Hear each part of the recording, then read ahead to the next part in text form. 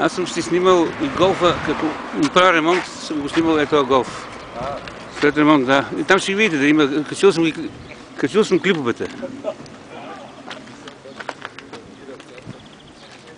Даже веднъж при минус 15 градуса с сина ми снимахме как пали на минус 15. Има ги тези клипове, ги има там в YouTube.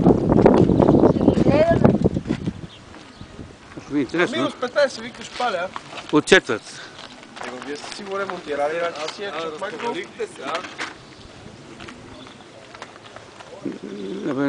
Аз сам си правя центровката. Това е дизел, нафтата помощ сами правят. Той колко кубика е този голф? 1900 кубика. Верно, това е бегачка. Не, това е от първите, по-новите вече модели TDI, които бяха. Това е само турбодизел, TD.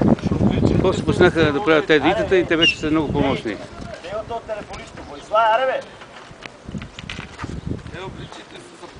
Нали си чуете? Тук всичко запише си говора.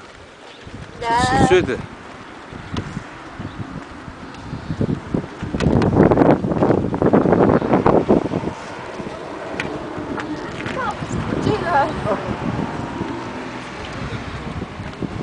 Ти имаш са някаква...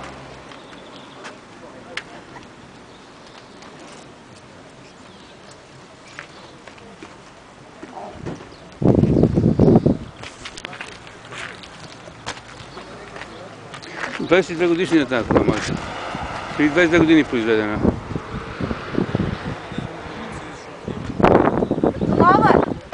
Ама за 22 годишна наистина. Нова си е, гей. Колко стои?